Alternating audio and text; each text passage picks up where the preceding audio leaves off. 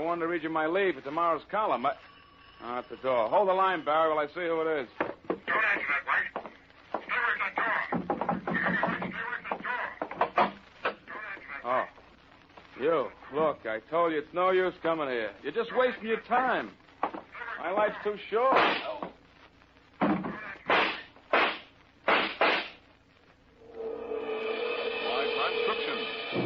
Barrie Craig, confidential investigator, starring William Gargan.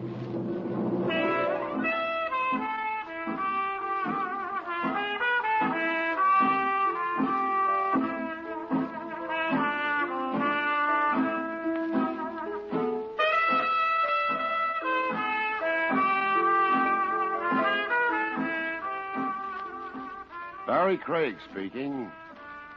It was one of those nights. I was sitting in my office with my feet hooked on the corner of my desk, trying to whip up some enthusiasm over an assignment to bodyguard a couple of tin coffee pots at a Long Island wedding when the telephone rang. I let it ring a few times before I reached out and snagged it off its hook. After all, when they're that anxious, they can be mighty worthwhile. Yeah, who's this? Al White from the Chronicle. Remember me? Oh, Al White, sure. How's the gossip column racket these days? Warming up. I got a chore for you. I'll bet you have. Meaning what? I've been reading that column of yours. Those cracks you've been making about Larry Slade throwing the big fight, they can't have made him very happy. I hear he's looking for you. Yeah, so do I.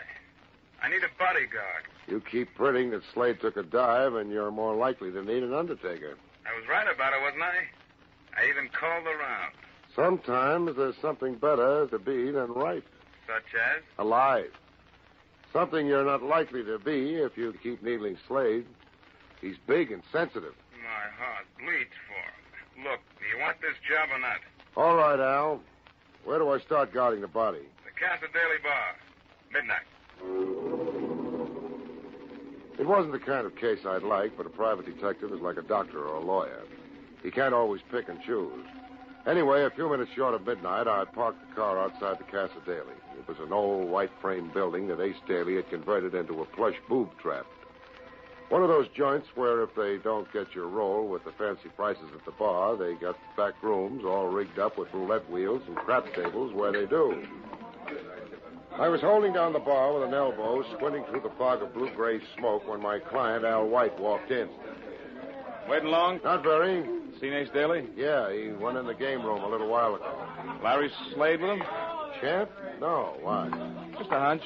He'll be here, too, before the night's over. Daly's in the game room now, huh? Well, why the interest in Ace Daly? I thought you were after Slade's hide. Maybe I'm after both of them. You think Ace had a hand in fixing that fight? Yeah, and tonight I'm looking for proof. Any objection? Sure skin, if you like to wear it with holes in it. That's what I'm paying you to prevent. Maybe we better make this one cash in advance. Can't you trust me? Oh, sure. I just don't want to have to go to the trouble of suing your estate to get my money. Oh, very funny. Hey, wait a minute. You must read tea leaves. Huh? Don't look now, but your old friend, the ex-champ, just came in. Is he heading this way? No, he's going on through into the gaming room. Good. What's good about it? I had a tip Slade would be showing up for the payoff tonight. This settles it. He jumped the fight, and Daly paid him to do it. You still haven't got any proof of a payoff. With a little luck, we might even get that. What are you going to do, follow Slade in? Not yet.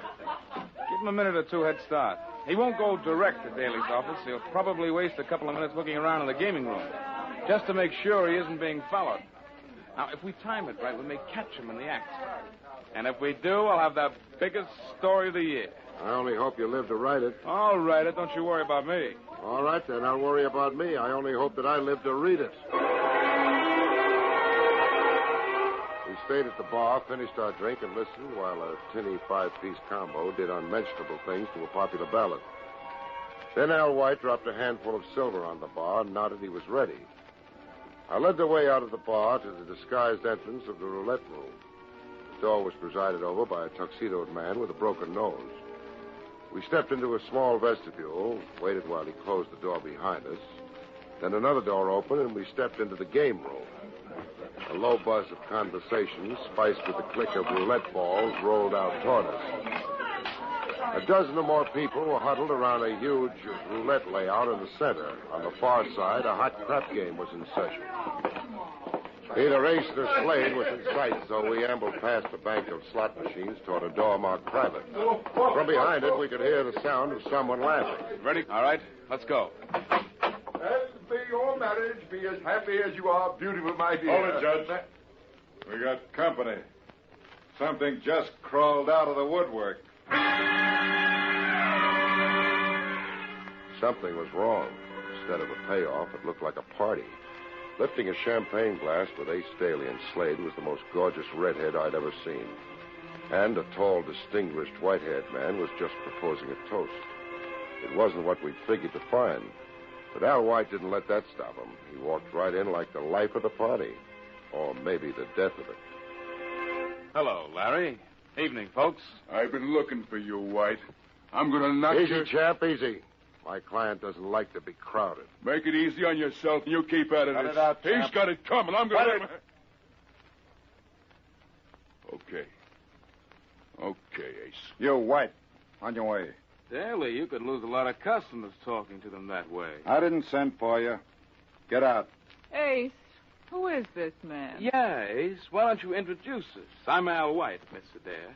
I read a column for the Chronicle. How do you know my name? Recognizing faces is part of my business. And how are you, Judge Adair? I thought you and Ace Daly were old political enemies. How nice to see that you've gotten together. I think perhaps you'd better excuse us, Ace. Louise and I... Sit down, Judge. I'll take care of White. He's just about to leave. Don't mind if I do. Now. You see, I came here looking for a story in the Fight Fix the other night.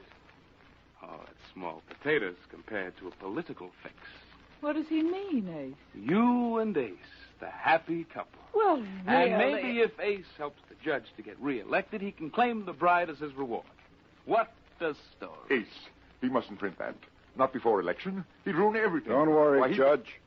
He's not printing anything. That's where you're wrong. I'm not only printing it, but I'm going to do a feature piece on it. Don't push your luck too far. You're still healthy because nothing will happen to you in my place. Providing you're out of it in 5 minutes. Just let me take him, Ace. Let me Without take a him. rehearsal, champ? I thought you always rehearsed your fight. Why, you little rat, I'll kill you at the last thing, Look, Ace. champ, I don't have my hand in my pocket because it's cold. I told you the guy's my client. Sit down, champ. As for you, Craig, put up the heater. Ace, you've got to stop him. He mustn't print that. It would ruin us, all of us. Don't worry, Louise. If he so much as hints at it in that rag of his, I'll not only be on the line of people who want to kill him, I'll be at the head of it. As we weren't in any position to cop any popularity prizes at the moment, there didn't seem to be much point in hanging around the Casa Daily. We got out with about 2 minutes left of the head start Ace had given us. White insisted that I drop him off at the combination office and apartment where he worked. So I locked him in for the night, then headed for my own apartment and some long-delayed shut-eye. I didn't need anybody to rock me to sleep, as I was practically snoring by the time my head hit the pillow. So when the phone started to dance off its stand a couple of hours later, it took me a few minutes to locate it. Oh, stand still, will you? Yeah? Now, White. What time is it? Oh, about 4:30. Oh, it's the middle of the night. Not for me. These are my office hours. Just finishing up tomorrow's column. I want to read you an item. I can wait until tomorrow to read it. Hey, what's that? Oh, the doorbell. Who is it? Hold the line a minute. White, don't answer that. White, stay away from that. White! White! Without stopping to think twice, I knew that whoever was paying that late call to Al White carried a peculiar calling card engraved in lead. I started dressing, made par for the course, and was headed for a cab in less than 6 minutes. A police cruiser outside of Al White's apartment house told me somebody else had heard the shots. When I finally got to his door, it was opened by Sergeant Marty Moran of Homicide. Well, I might have known. What are you doing here? White was my client. Was? Don't let's get cute, Marty. I was talking to him on the phone when he got it. Oh, that accounts for the phone being off the hook. Do I get in? I suppose so. What were you talking about when it happened? He wanted to read me an item out of tomorrow's column. Column? You didn't find any column, just a few blank sheets in the typewriter, no column. Yeah, there he is. We haven't moved him yet. Me hasn't gotten here. Got it in the back, huh? All 5 of them. Small caliber gun. 32 or less, I'd say. Big enough to do the job. Yeah. And you say there was no trace of a column? No, just a few blank sheets of paper in his typewriter. All right to handle? Yeah, I guess so. Barrie, what's on your mind? Just a hunch. I'm wondering if Al White had the same habit most newspaper boys have of jamming 2 or 3 sheets into their machine at a time. Gee, you got something there. If he did, we may be able to bring out the impression on the second sheet. Well, that's worth a try. There should be some dusting powder in the lab kit. Yeah, here's some. Let's have that second sheet. Here you are. Think that's enough dusting powder on it? Yeah, a little more, maybe. Shake it around. Well, what do you know? It worked. Can you read it, Sergeant? I think so. First, let's blow off the excess. Yep, there you are. Clear as a carbon copy. Take your vows later. Uh-oh. Here it is. Listen. The mob is giggling over Ace Daly's payoff if the election goes right. Now, instead of fixing fights for sugar, the Ace is fixing elections for honey. Ace Daly in this? Yeah. He told White that if that item appeared, he'd kill him. Well, why didn't you say so? That makes it easy. We put out a pickup on Ace, and we got it made. Better pick up Larry Slade, too, Marty. The champ? Yeah, he got into the act, too. He promised to kill White if he mentioned fixed fights again in his column. Oh, fine. First I have no suspects. Now I've got more than I have teeth of my own. How many other characters promised to make this creep a prospect for a headstone? Offhand, I don't recall, but as I think of them, I'll keep you informed, Marty. I got away from Sergeant Moran as soon as I could. He was yelling pickup orders into the phone as I closed the door behind me. On the street, I grabbed a cab, told the cabbie to double back up a couple of streets to make sure there was no police trail on me, then gave the driver the address of the Adair home. It was an old converted brownstone house with a large brass knocker. Through the glass door, I saw the commoded figure of Louise Adair. Over her shoulder on the stairway, I could see her father, his white hair shining in the gloom. What do you want? I'd like to see you for a few minutes, Miss Adair. Now? What about? Murder. Murder? Yes, Al White, the columnist, a few hours ago. I see. Perhaps you'd better come in. What is it, Louise? You go on to bed, Dad. This, gentleman wants to ask me a few questions. Maybe your father ought to sit in on this. Leave my father out of it. Nonsense, Louise. Now, what's this all about? Al White, the columnist you met last night at Ace Daly's, is dead.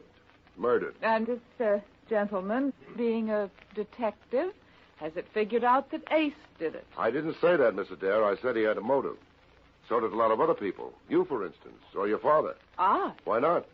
If White printed that story about you and Ace, it might have cost your father the election. And it certainly wouldn't help your social standing. Why, that's absurd. Ace and I were merely waiting for the proper time to announce our engagement. After the election, I suppose, when it wouldn't be so embarrassing? I can't have you making insinuations like that. I must ask you to leave. Suit yourself, Judge. I was just trying to make it easy on you. White was my client. And he's dead now. Maybe so. But when a guy hires me to see that nothing happens to him and something does, I want the guy that made it happen. But don't you see, we'll get dragged into it. The scandal will ruin Dad's chances of re-election. That's unfair, Louise. How can we help? Well, you can give me a fill-in on the time set up last night. What time did you leave the Casa Daily? About 4. We came home and went right to bed. 4, huh? That would give Ace plenty of time to do the job. Was the champ there when you left? Mr. Slade? No, he left before we did. His lady friend dances in one of the clubs. Lily DeVore. If you can call it dancing. He saw her last night, huh? That might be his out. My father and I'd like to get some sleep. If you have any more questions, would you mind if we discuss them later in some more suitable time and place? All right. Let's say 4 o'clock this afternoon in my office. Meanwhile, I think I'll drop by the Carteret Arms and have a chat with Lily DeVore. Carteret Arms was a big, expensive-looking pile of rocks in the West 50s. By the time I got there, a heavy drizzle had started, and it didn't pep me up any to learn that Lily hadn't gotten home yet. I found a soggy cigarette in my jacket pocket, got it burning, and settled back to wait. The gleaming wet face of a jeweler's clock across the street said 10 after 2 when a cab skidded to a stop at the curb. Lily DeVore jumped out, ran for the protection of the lobby. I gave her 10 minutes to get settled, then crossed over. It took a two-spot and a lot of fast talk to get by unannounced. The two-spot was more effective than the talk. Anyway, I got up to 4D and knocked. Yeah? Message for Miss DeVore. Coming. Okay, Buster, let's have... Say, what is this? I want a little talk with you. Get your foot out of that door. Nice of you to ask me in. You mean I had a choice? Look, I don't know what's on your mind, but you don't... Don't be so modest, Lily. You know you're irresistible. Yeah. And I know something else, too. You're liable to be unconscious when the champ hears about this. I make it a policy never to worry unnecessarily. And I make it a policy never to entertain strange men without a warrant. That goes double for private cops. Outside. Okay. I just thought I'd help keep your champ out of the hot seat. But if that's the way you feel about it... Look, you can't pin that killing on Larry Slade. You know he didn't do it. That's not what the police think. Where is he, Lily? I don't know. Hey, where do you think you're going? Oh, just to have a look around. Get out of here and leave me alone. What's in there? I thought I heard something. Oh, mice, no doubt. That's just a closet. Stay away from it. Stay away, I tell you. As I moved Lily from in front of the closet door, I turned my back for a second. The door swung open behind me. I heard rather than saw the blow that knocked me to my knees. In that moment, the man in the closet made a break for it. He headed across the room for the bedroom door beyond. I was a little groggy, but I managed to follow him. By the time I got to the bedroom, I heard him go through the window to the fire escape beyond. I followed, stuck my head out. He snapped a shot at me from below. Gouged a chunk of windowsill a foot or so from my head. I pulled back fast. I wasn't that curious. Lily was still in the living room when I walked back. Okay, baby. Playtime is over. I lose my boyish smile when people use my skull for target practice. Who was it? I don't know. A prowler, I guess. If it was Slade, why did he run? You can alibi him for last night, can't you? What? Sure. Or can you? Of course I can.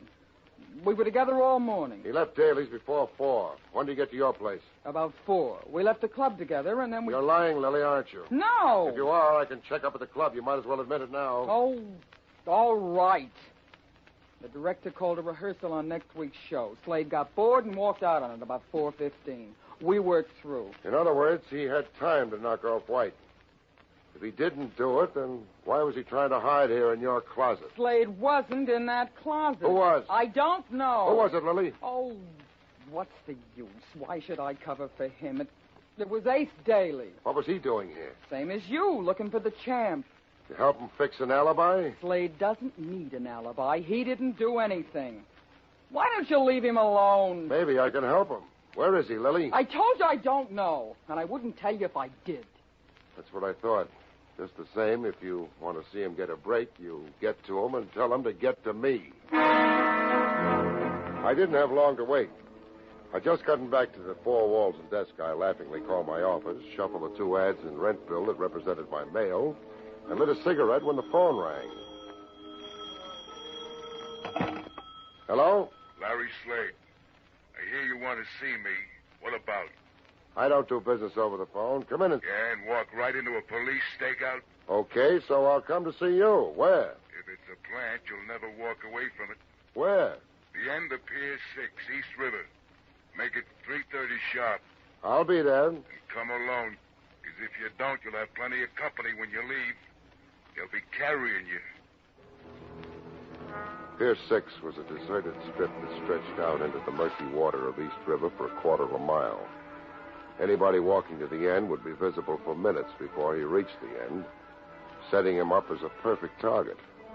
The goose pimples and icicles running down my spine were caused by the cold wind, I think. The rain hadn't let up, and I was drenched by the time I reached the end of the pier. Larry Slade stepped from behind an old rotting shack that had been a watchman's shanty. You look bigger than a Brahma bull and twice as nasty. Hello, champ. What do you want? The one who killed Al White. The cops think maybe you did. I can read. I don't think you did. That's nice. So? Give yourself up. I don't want you to take the fall for the killer if you didn't do it. I don't take any falls for nobody. You're set up for one right now and don't know it. You're lying. Why should I? Ace Daly's the only one got anything to gain by lying. He wouldn't cross me. Not unless he needed a fall guy, and he does. Why don't you tell him that? Hey, Ace. Busy little man, aren't you, Craig? I tried to get around, only this time I didn't get around fast enough. Looks like you beat me to it, Ace. Looks like I did. He thinks you're trying to pin the murder on me, Ace. Now, why would I want to do that, Larry? Why would I want to frame the guy who's giving me my alibi? Your alibi? He hasn't even got one for himself. Not after he left Lily Duvall last night. Oh, yes, he has. Larry came back to the Casa Daly. We were both there together at 4:30 this morning. Now, what do you say to that? You've had time to cook up a nice little story, haven't you? But coming from the two principal suspects, I doubt if the police will take your word for it. You'll have to think of something better than that to prove you were really there. Don't worry. We can. After he got home, Judge Adair called me up to talk things over. That's funny. The judge didn't mention it to me. But then maybe you haven't had a chance to give him his briefing yet. Don't worry, Craig. He'll back us up. Will he, Ace? Aren't you forgetting something? What? You can't help him now. When the story of your little deal gets out and the papers tie it in with this murder, your support would be the kiss of death. His only chance of re-election now is to wash his hands of you as fast as he can and try to make hay on the other side. Now, wait a minute. Sorry, Ace, but I gotta go see the judge. I'd kind of like to hear what he has to say before he's had any coaching. Stop him, Slade. What do you want me to do? You're the champ. Figure it out for yourself. Larry Slade grinned, licked his lips. He hunched his left shoulder a bit. And I saw the punch start somewhere near the tip of his shoe, but I couldn't get my jaw out of the way fast enough. It landed like a ton of bricks, and the pier came up and slapped me in the face. I don't know how long I was out. Could have been minutes, probably. It was only seconds. Both Ace and Slade were gone when I opened my eyes. I couldn't find it in my heart to regret their going. All I could do was hope that they were going to the wrong place if they wanted to locate Judge Adair. I managed to get a cab and gave the driver my office address. When I got there, two people were at my door trying the knob. Even in the semi-gloom, I had no difficulty making out the sleek lines of Louise Adair as one. The other was her father. Looking for me? Oh. I thought you'd forgotten our 4 o'clock appointment. I've thought of something you should know. Good. Let's go inside where we can talk. Make yourselves comfortable. I suppose we really should have told the police, but Dad preferred to talk to you first. Well, let's have it. I think I know who killed your client. I thought you might.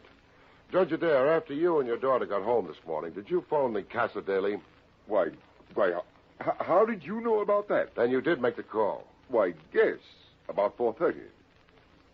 Well, there goes the old ball game. I thought that Ace was lying. But Ace wasn't there. No one answered the phone. He didn't? Why didn't you tell me that this morning? Well, Dad didn't want to get involved. It would cost him the election. Cost a man his life. I finally realized too late. When Daly tried to reach me today... I see I got here just in time. Hey! No, don't shoot, Daly. I won't tell anything. Don't... Boy, you dirty double-crossing old buzzard. He's got a gun, Dad!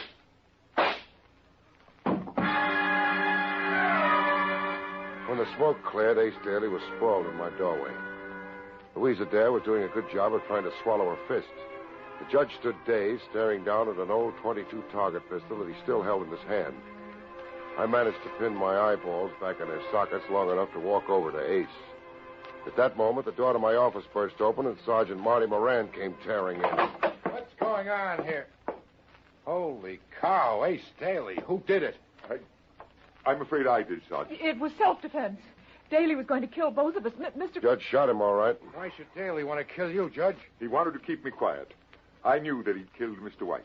You were taking an awful chance going up against a pro like Daly with that pea shooter. I couldn't keep quiet and see him get away with murder. Even if it does cost me the election, I couldn't do it. Cost you the election? You kidding? You come out of this mess a hero. Delivered a killer all wrapped up. Just too bad Ace Daly didn't kill White. Didn't kill him? What do you mean? Yeah, you better translate that for me, too, Barry. Daly couldn't have killed White. I was talking to White when the killer knocked. He got up and let him into the apartment. So? He wouldn't hire me to hold his hand while he was talking to Daly in a public place, then let him into his apartment. But Ace could have disguised his voice. Won't wash, baby. White was shot in the back. That means he opened the door to the killer, then turned to lead the way into the apartment. He never would have turned his back on Daly. In that case, I have a little surprise for you. Ryan, bring Slade in. We picked up Slade waiting outside in Daly's car. Ace? Who did it? I'm afraid I did, Mr. Slade. I thought he killed White. Which leaves us only one logical suspect. Oh, I get it. I'm supposed to be the fall guy, eh? Why, you two-bit Seamus, I'm going to let you have it. Right in the whiskers. You KO'd the champ. I owed him that since... Holy cow, so I did. Hey, he didn't throw that fight. He's got a glass jaw. Well, I'll get him out of here and booked. He didn't kill White either. He never would have used a gun. He'd get a bigger charge out of beating him to a pulp. Well, if neither of them did kill White, who... You did, Judge. What? And that wasn't self-defense when you shot Ace Daly in my office. It was murder. That's fantastic. Why should my father kill either of them? Because White was getting set to break a story that would have blasted your father's chances. Ace knew your father killed him and covered him for your sake. But your father knew when the heat was on, Daly would throw him to the wolves. But to go up against Daly with a .22... Ace was a sitting duck. The judge shot him before he knew he was being double-crossed, using me as a witness that it was self-defense. Now, see here. This is ridiculous. I was in bed when White was killed. Sorry, Judge. I went to your house an hour or more after the killing. You were supposed to be in bed, but your hair wasn't even mussed. I won't listen to these lies. Tell them, Dad. Tell them. What's the use, Louise? I took a long chance and lost. I killed them. Well, they can't prove a thing. Yes, they can, now that they know the story. I left too many traces. Why did you kill White, Judge? I had to. My only hope of escaping prosecution for malfeasance was to be reelected to cover what I had done during my last term. I would have done anything to be reelected. Even come to blows with a thug like Daly. Don't talk, Dad. They can't prove a thing. It's no use, my dear. I'm ready to make a full statement. Okay, boys, take the judge out. We'll book him later. For murder, I guess.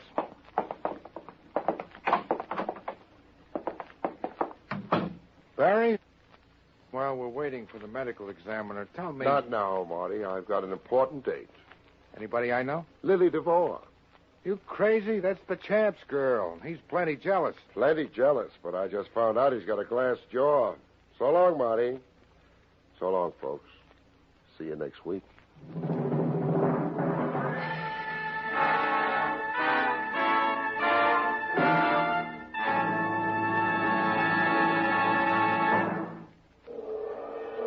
You have just heard Barrie Craig, Confidential Investigator, starring William Gargan.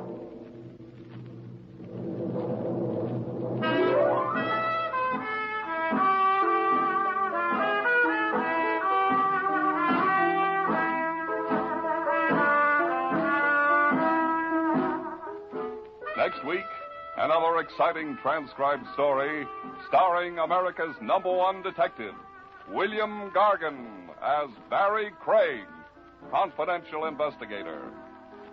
Tonight's script was written by Frank Kane and featured Santos Ortega as Ace Daly. Edward King directed. Your announcer is Don Pardo.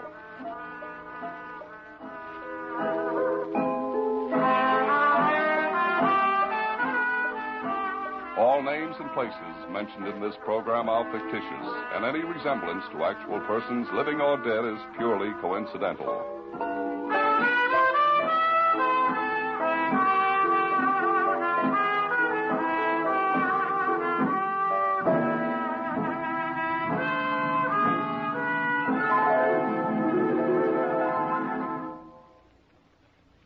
Three chimes mean good times on NBC.